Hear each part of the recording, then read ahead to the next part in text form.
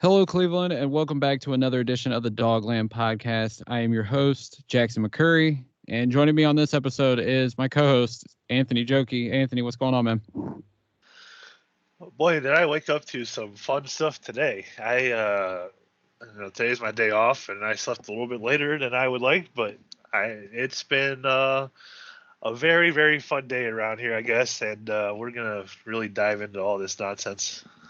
Yeah, it's been not even just the day; it's been quite the week for the Browns. We got a big game coming up Sunday, the Battle of Ohio with the Cincinnati Bengals. And if you guys haven't listened to it yet, go back and listen to the previous episode with Ace Boogie of ASC North Talk as we talked Bengals. Really good stuff there out of Ace. Definitely go check that out. But obviously, There's the a talk of go there's a ahead. game there's a game on Sunday. Yeah, isn't that crazy? Like you would think this was like the bye week or something or the off season, but yeah, it's been a week, and if anybody's been living under a rock, you know what the big story coming out of Cleveland this week and the Browns is obviously the Odell Beckham situation that really snowballed into high gear Tuesday on trade deadline day and has escalated to the point where we are now on Friday afternoon, and we all know the story now, the situation. Odell Beckham is going to be released / waived by the Cleveland Browns after what's been a tumultuous 2.5 years between the two sides. And it really kicked into high gear, like I said, on Tuesday. We all know the story. Odell Beckham Sr. Sharing a video that was put on YouTube earlier. I think the Monday is when that went up. It wasn't made by Odell Beckham Sr. It was made by, I think, a random Browns fan showing all the times Beckham was open and he didn't get the ball. And then you have LeBron James chiming in saying hashtag free OBJ, Marcus Stroman. I think he pitches for the Blue Jays. Anthony, correct me if I'm wrong. See, for the Blue Jays, the Mets, I forget what team he plays for. If it's for the Mets, I'm going to be really embarrassed that I don't remember. Yeah, but Marcus Stroman, baseball pitcher, he chimed in saying free OBJ, and then the Browns just got put into a situation where I don't know if there was stuff going on behind the scenes. We don't know the full story, to so much so that even the players on the team don't know the whole story. But Wednesday, the Browns sent Odell Beckham home, excused him from practice, making it a team decision. And then the reports started trickling that Odell Beckham wasn't going to be a member of the Browns anymore. And, we're at the point now where we know he's going to get waived. They're renegotiating the contract. And he's going to be put on waivers, and it's going to be interesting to see where he ends up. But, Anthony, just your initial thoughts on the whole situation with Beckham and the Browns before I give mine. I want to hear yours first. Yeah, I mean, you're right. It's been a long 2.5 years, and when Dorsey traded for him all that time ago, um, we were all excited. I think we jumped on here within half a second and talked about the trade that went down and what they gave up. But you know, we all desperately wanted it to work, and the Browns really wanted it to work, and unfortunately, it's just one of those situations where it did not. Um, it's a shame that it got as ugly as it did, being played out in the media and everything, and you absolutely hate to see that happen. Um, but sometimes that is the case with receivers. And that position group, you go back and look at like Terrell Owens or Chad Ochocinco, and there's many examples of that happening. But um, it's just a real shame, and and for one, I guess I'm glad that it's all over now, because now this team is going to have to deal with these questions for a couple weeks, but after a while, it'll be back to football, and thank goodness there's a game on 2 days from now. After he was released, and Monday we'll all hopefully be going back to talking about Browns football. Whether they win that game on Sunday, I don't know if that's going to happen or not, but um, it would be nice to maybe somewhat get back to normal with there actually being a game to discuss, and the Browns, the fans, the media, everybody can move past this. Hopefully, he gets claimed and signed with another team very quickly. This is the end of it. I don't know if when he gets to a new team, what he's going to say whenever he has press conference availability and whatnot. I would hope that he wouldn't say anything, but you never know. But I'm just looking forward to moving forward, forging ahead with the rest of the season. And hopefully, they're sitting at 4-4 right now. Hopefully get to a point to where they can make the playoffs again this season. And, they didn't win a playoff game without him last year. So, or they did win one without him last year. So, hopefully this team can start to gel and put it together and start winning again. Yeah, definitely. I mean, like you said, 2.5 years ago when we traded for him, I mean, we were excited as Browns fans to get Odell Beckham because he was a superstar. We seen what he could do in New York and thinking, you pair him up with Baker Mayfield, add him to an offense that had Nick Chubb, Jarvis Landry at the time, an emerging David Njoku. We thought, man, this offense is going to take off. We're going to win multiple AFC championships, maybe even a Super Bowl. And the excitement and the buzz was real, and you could feel it all throughout Northeast Ohio when the trade happened. And it's unfortunate that things didn't work out because, we seen the flashes that Odell Beckham had the talent through the injuries that he suffered here, the injuries he suffered in New York, and he had to bounce back from once he got to Cleveland. We thought it was going to work at some point. We just thought maybe when they get on the field, they can put this aside, whatever they're going through, their chemistry, whatever. We were hoping it was going to work, and it just wasn't going to work.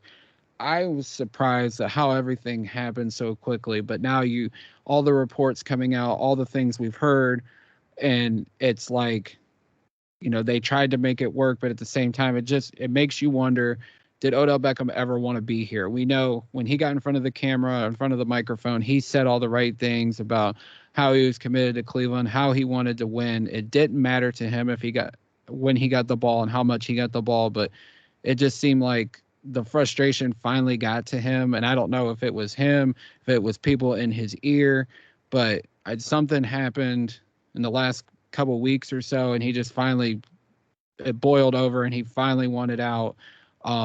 But it's unfortunate that it had to happen this way. But like you said, this is the new beginning for the Browns, another new beginning, but hopefully they can move forward from this. Hopefully they can put it together as a team because they're 4-4. They're still in the playoff hunt in the AFC. You just hope that things can get turned around starting this Sunday against Cincinnati. The season is not lost yet, but now it's put up or shut up time with this team because the numbers say that they can win without Odell Beckham. Now they have to go prove it on the field once again, and we'll find out starting Sunday.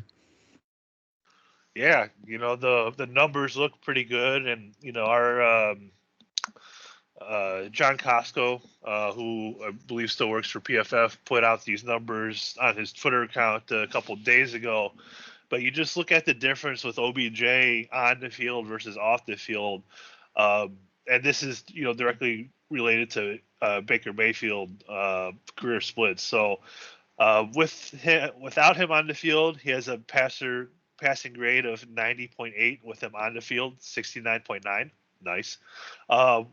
With the clean pocket, with him on the field, 79.0, which is 23rd in the NFL. Without him on the field, 93.9, which is 5th.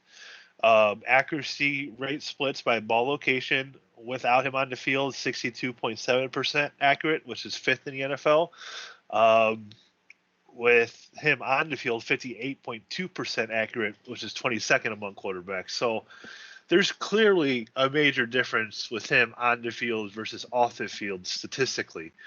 Now, I know without him on the field, you'd probably see a lot of running plays. So I'm not really sure how those stats are truly.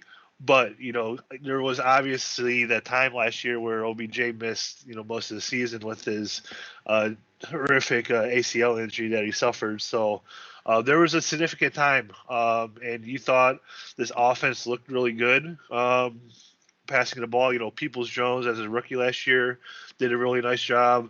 It'll be interesting to see, having him back at practices this week.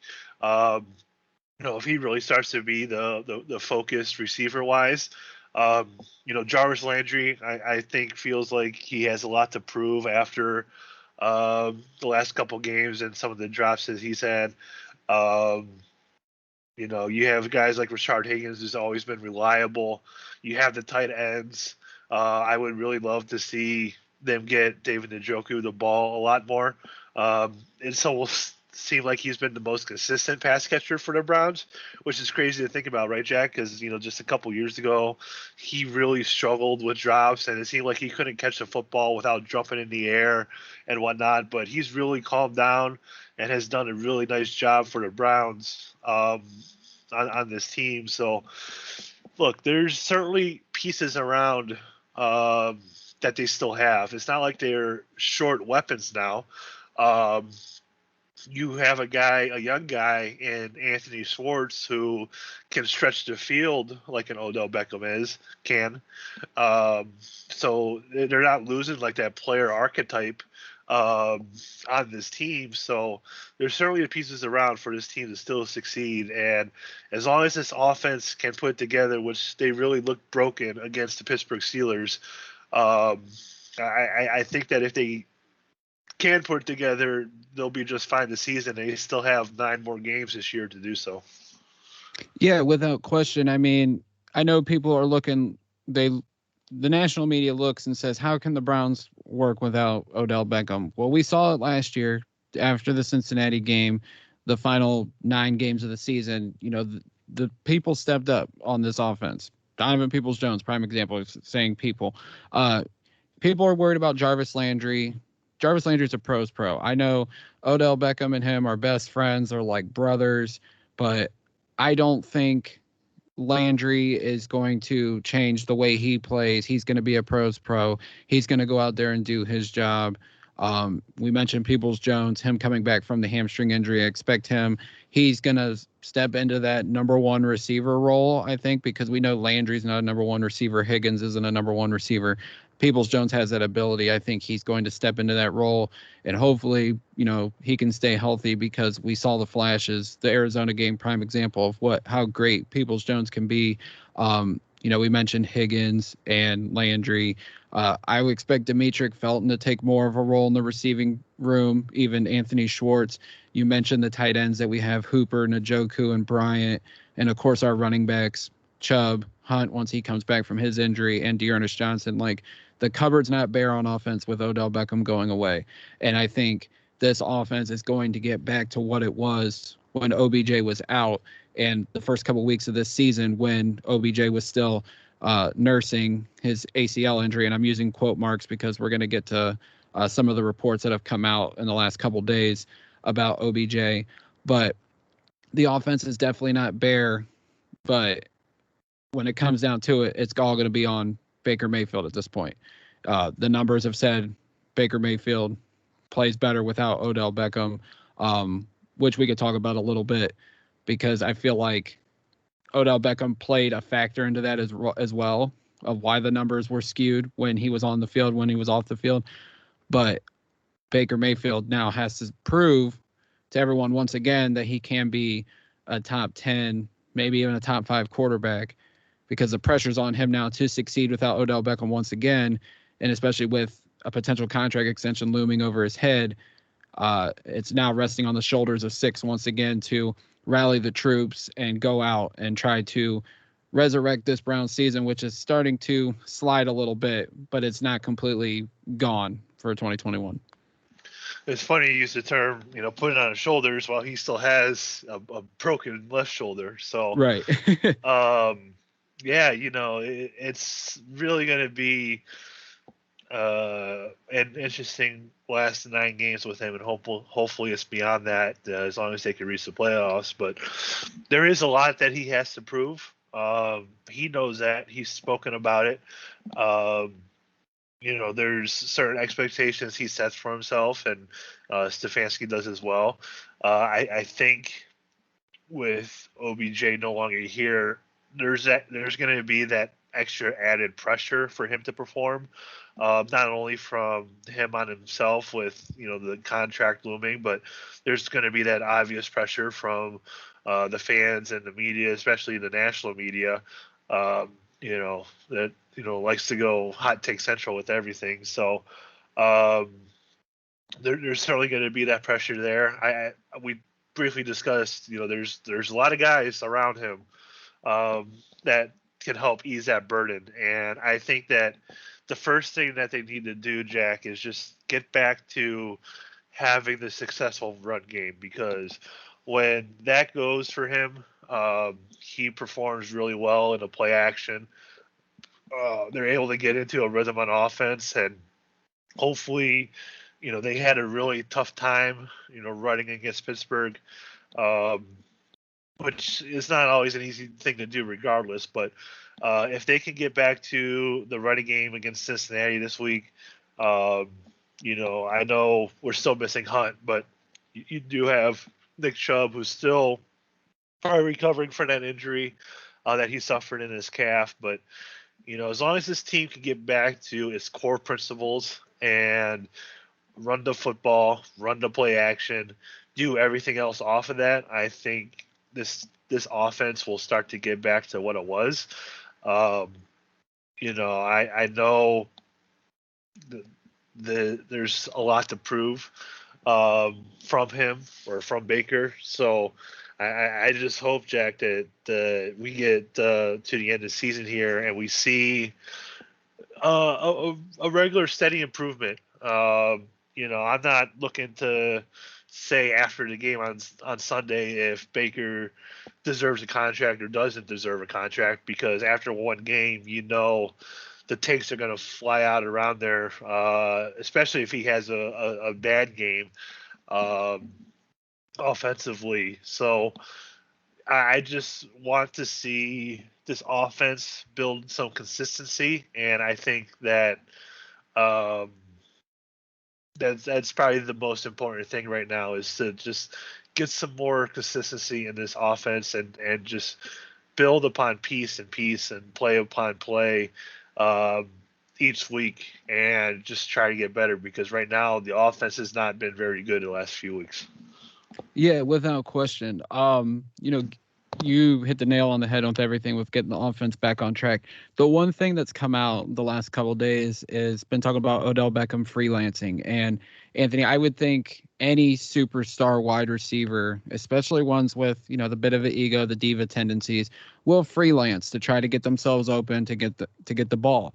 And Jake Trotter wrote a great article talking about how the relationship between Mayfield and Beckham on the field fell apart, and he referenced a couple times in the article where Odell was going to run a certain route and he ran the wrong route. He'd freelance, try to get himself more open.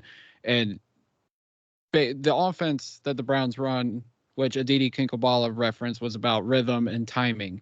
And I feel like route running has to be a precise thing in that kind of offense where, I'm sure Baker wanted to get Odell the ball, but if Odell is running the wrong route and it's not set up to the point where, Baker's going to throw him the ball or he miscues on a throw or something, I would think that tends to be on Odell. I also think it tends to be on Baker for his vision. And at the same time, and this is where I wanted to talk about who went wrong here, who was wrong, like what messed things up. I feel like everyone's kind of to blame in this situation. I talk about Baker, talk about Odell, I talk about Stefanski, because they know what kind of talent Odell is. And I feel like when you have a superstar like that, well, I don't know if Odell's a superstar anymore. I think he's still a great player.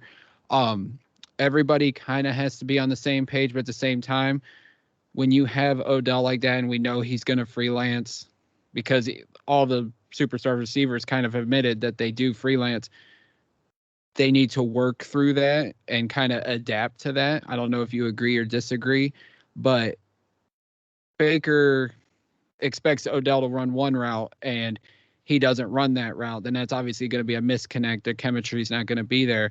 But at the same time, you see Baker have great chemistry with Landry, with Higgins, with Peoples-Jones, with the tight ends, because they're running the right route. And Baker expects that, and he knows how to execute the play or the pass to those guys. So my question is, who do you think's to blame in this? Is everyone equal blame in terms of Odell, Baker, and Stefanski?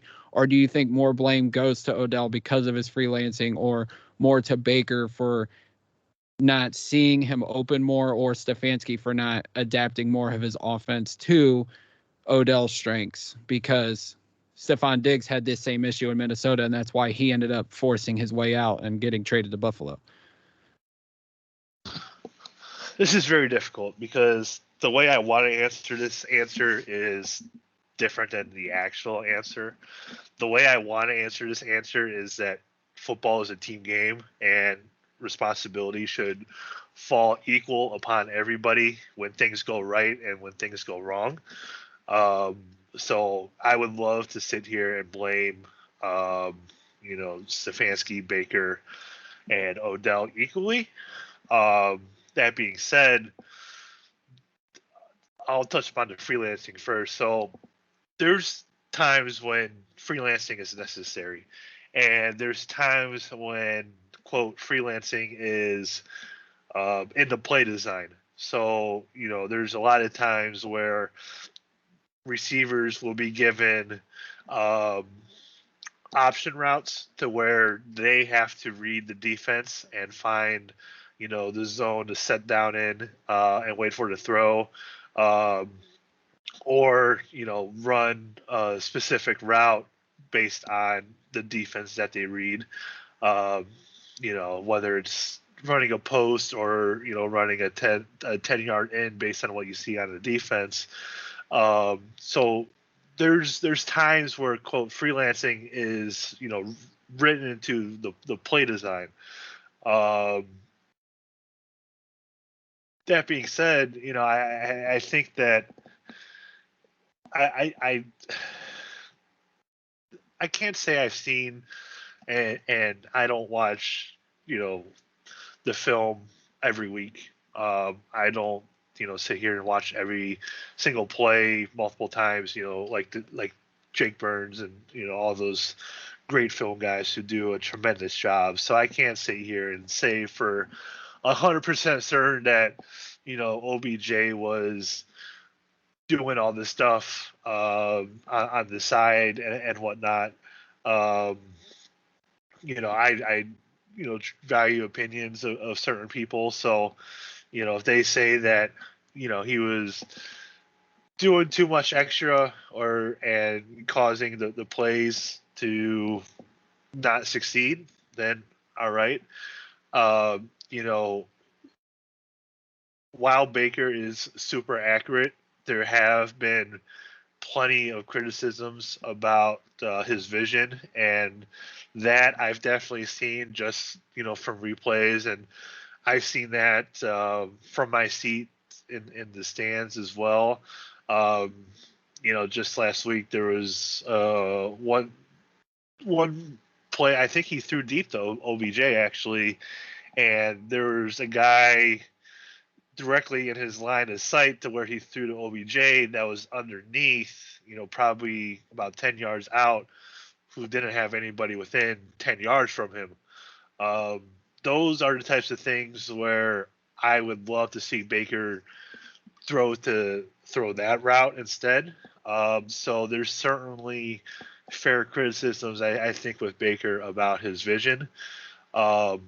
So if I want to, well, okay, let me touch upon Stefanski first. So no matter who you have on your football team, you obviously want to do your best to cater your offense, your defense to the talent that you have on the field. So if you have a defender who is better in man coverage versus zone coverage, you're probably going to try to ask him to play more man coverage. If you have a defensive end who is a better pass rusher than a run blocker, you're probably going to put him into the game in more pass rushing situations. The same can be said on offense, right? You have tight ends that are better stretching the field, and you have tight ends that are better at blocking. You can definitely say that's the case on this team. So when you have a receiver like OBJ who is great at throwing or great at stretching the field, getting the deep ball and whatnot, you're going to, when he's on the field, try to call plays that utilize that. The thing with this offense, though, I think, is those deep plays aren't desperately needed because with play action and the running game, I don't really see the necessity for those to be consistently called. Yes, you want to try to take the top off the defense so you can hit the guys underneath. But to be honest, I'm not really putting this on Stefanski much because I think that we've seen this offense work very well, and he's tried his best to, get OBJ his touches, I guess, what the play is called. So if I had to put like a percentage on this, I would probably say like Stefanski 20%,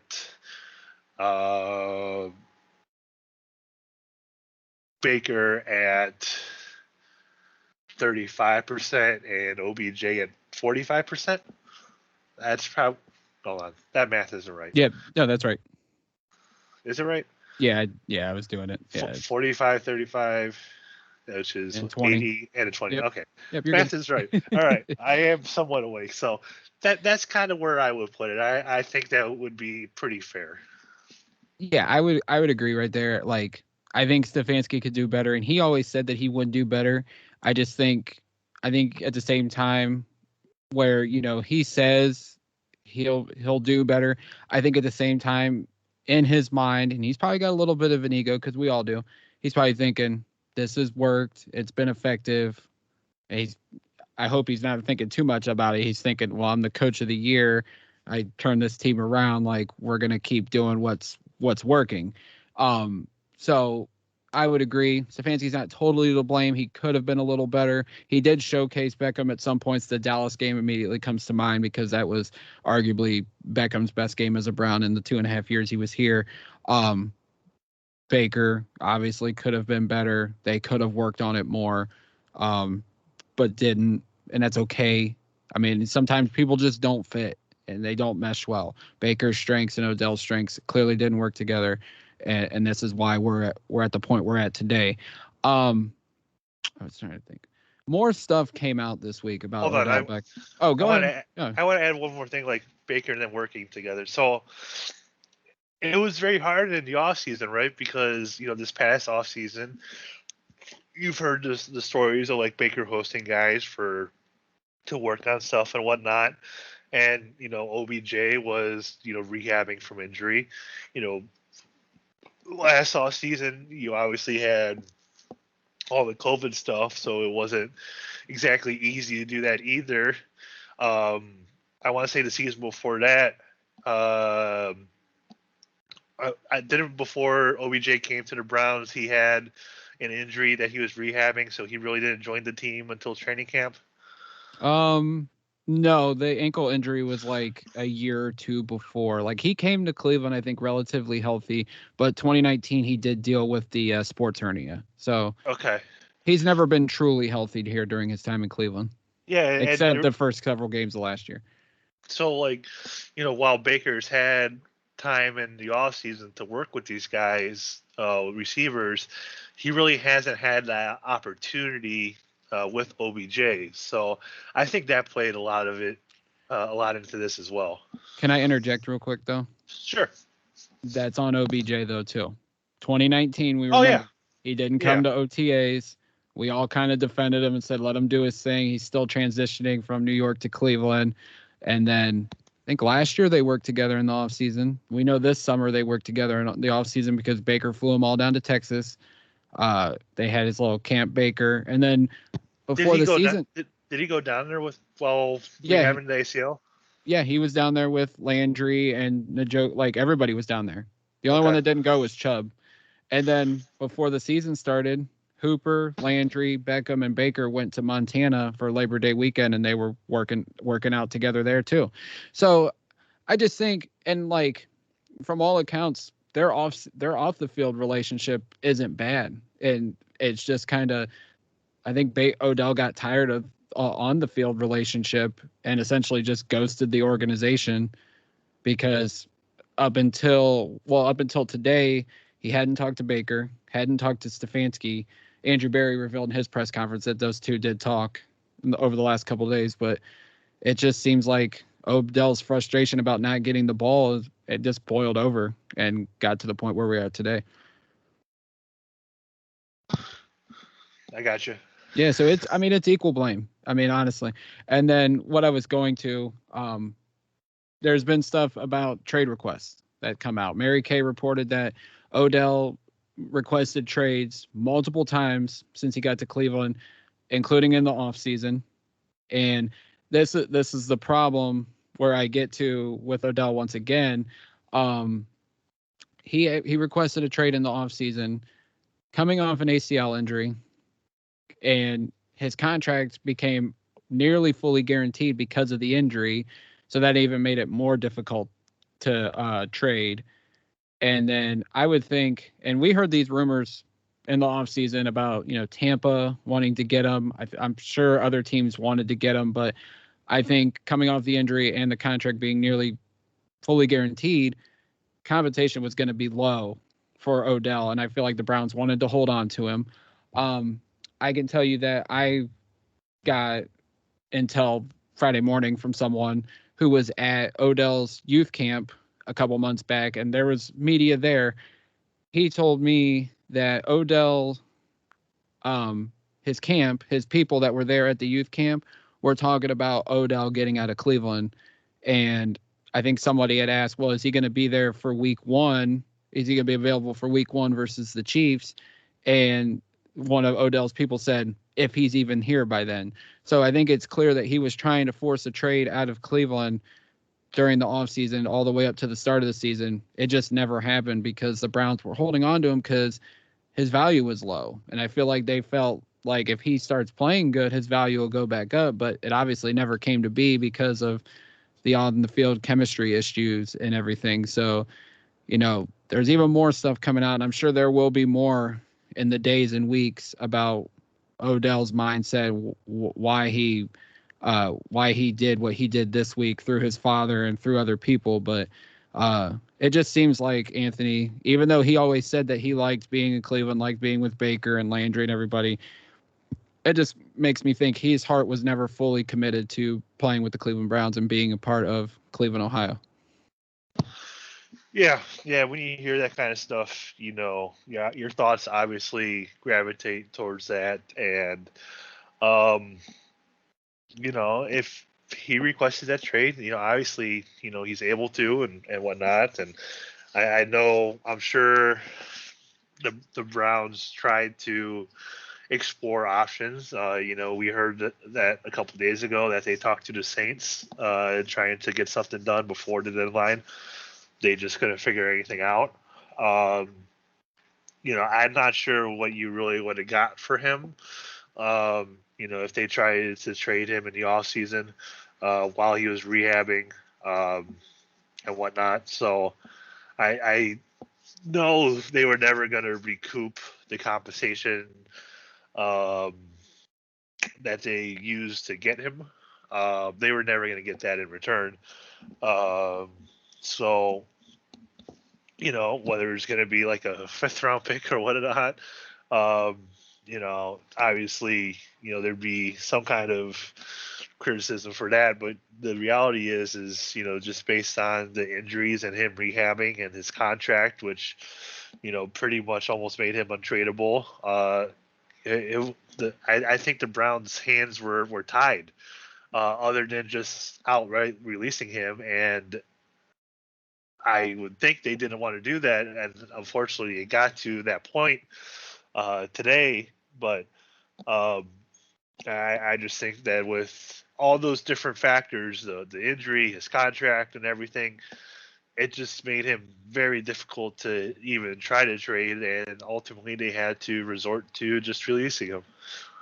Yeah, I mean, and he, uh, according to the reports, I don't remember who said it because there's been multiple people all over the place with this.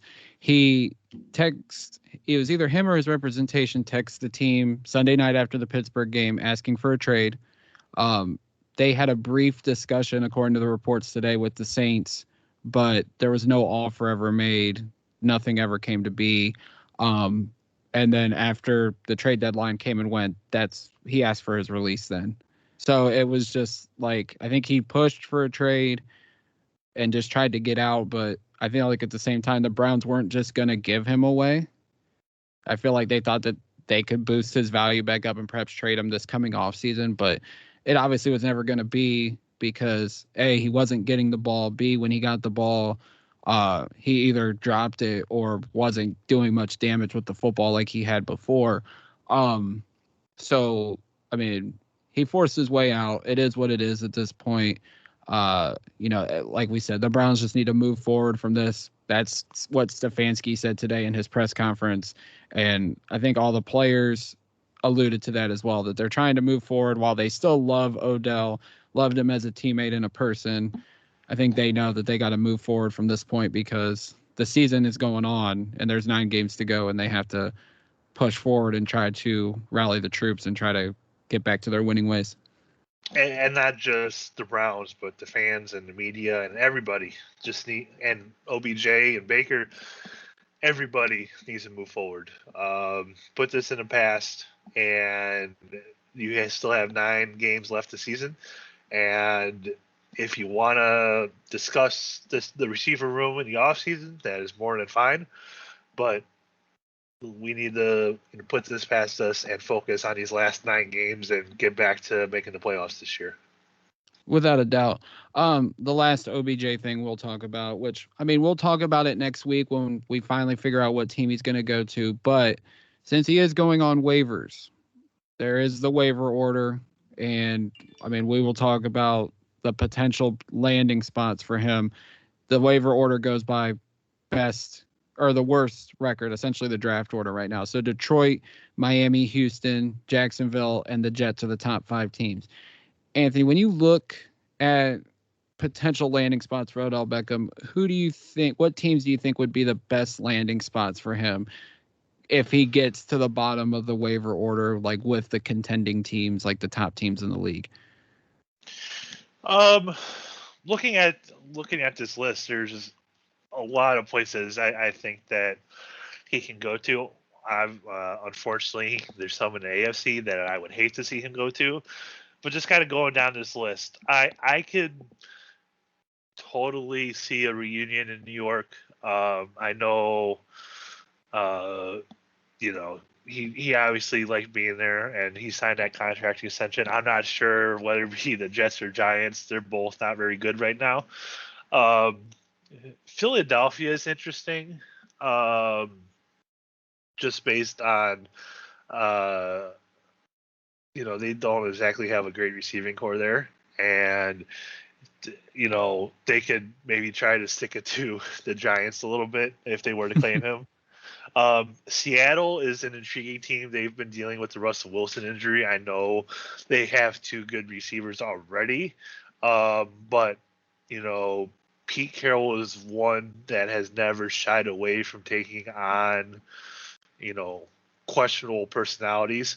So I think that could certainly be an opportunity there. San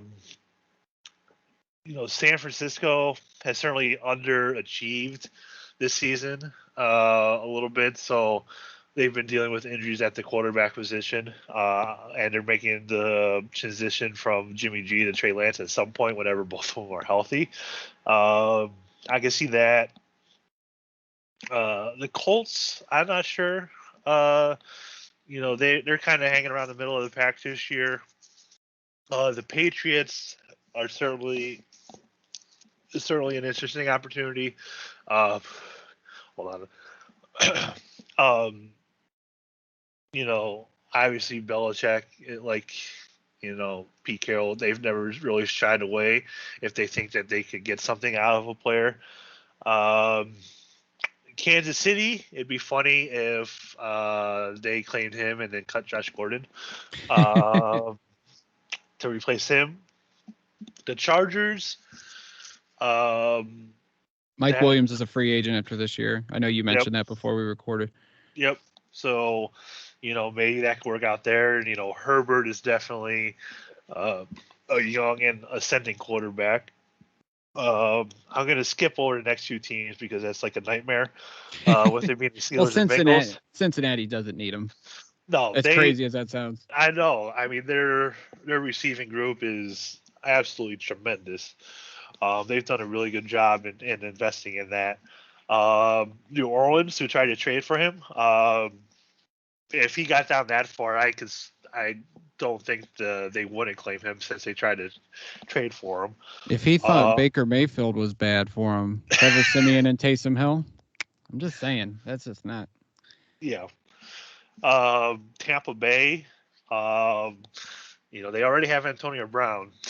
Yeah. So I mean, I'm not sure if that's too much headache. Buffalo, that would be an interesting one. The Raiders. The Raiders are the front runners right now, according to the odds.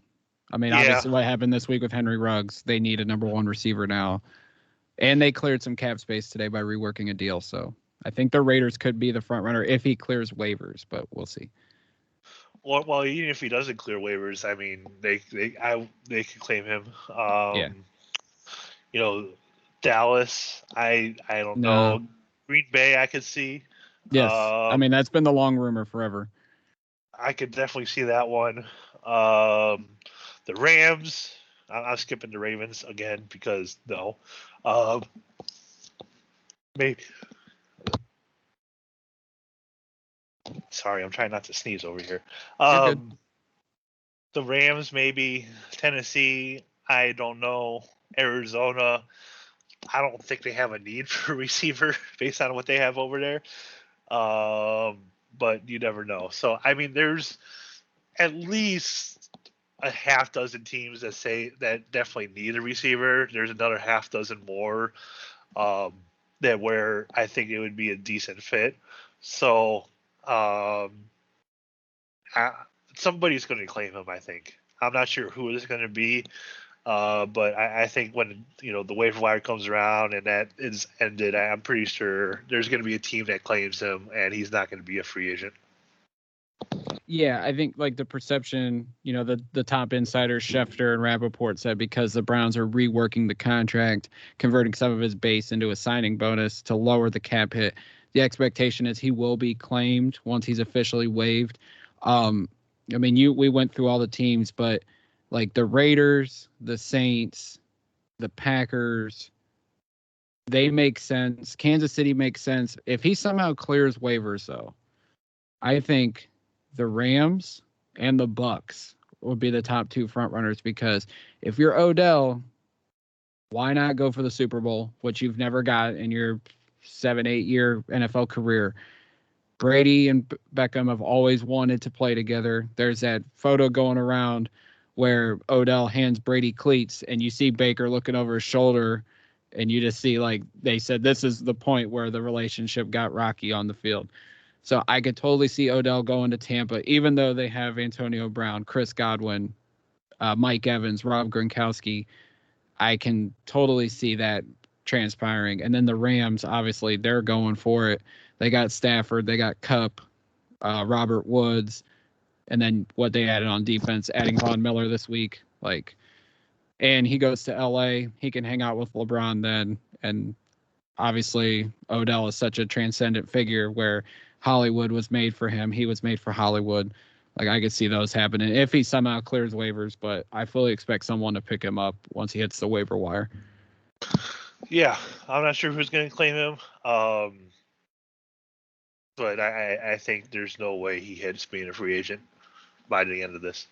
Yeah, I would totally agree. Before we wrap things up, because we went 45 minutes talking about Odell Beckham, and this will probably be the last time. I mean, we'll talk about who picks him up once he does get picked up on waivers or when he signs as a free agent. But we're going to move forward just like the Browns should and hopefully are moving forward towards Cincinnati this Sunday. Anthony, what's your prediction for Sunday? This is obviously going to be a big game. Romo and Nance on the call again. This is going to be a big televised game on CBS.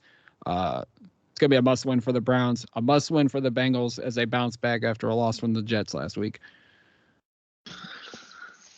Yeah, this is a very important game for the Browns. I'm not sure if they're going to win it or not.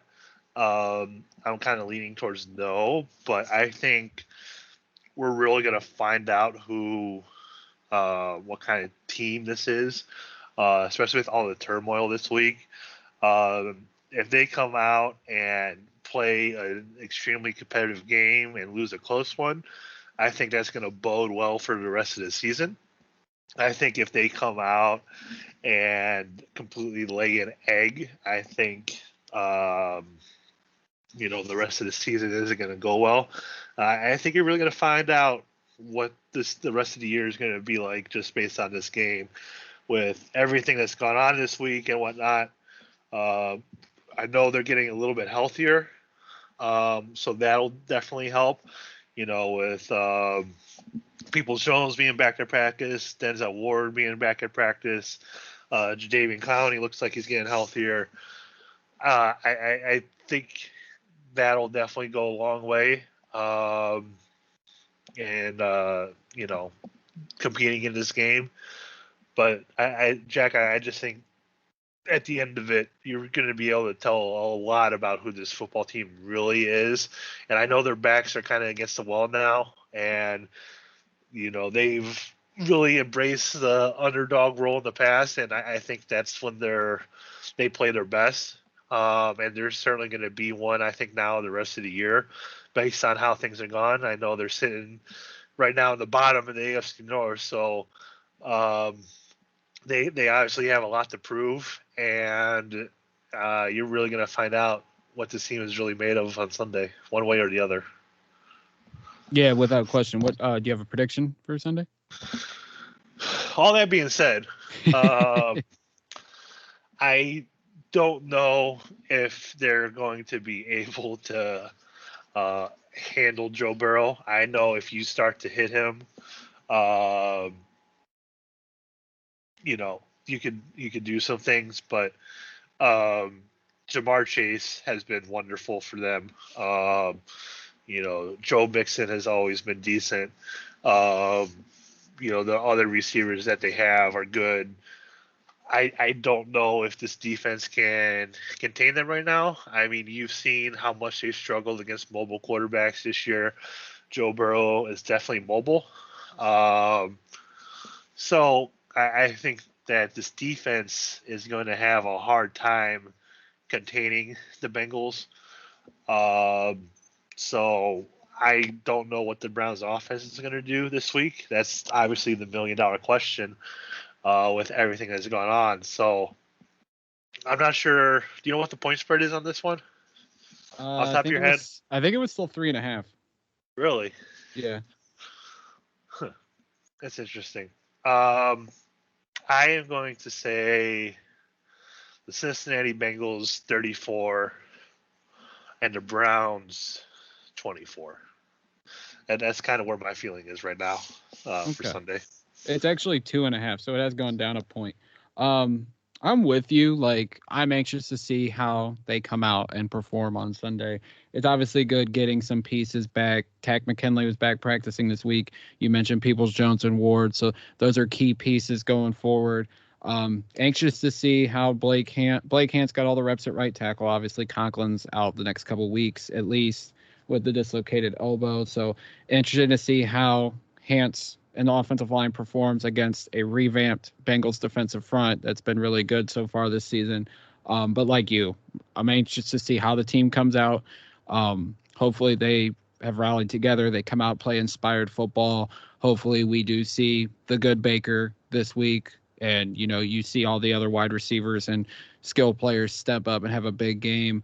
I do think it's going to be a close game because while I think the Bengals are trending in the right direction, still iffy because the first half of the schedule, they did play some cupcake teams. They did beat the Ravens, though, but then you see they lose to the Jets. So I do think this is going to be a close game. The Battle of Ohio is always a good one, so definitely looking forward to it.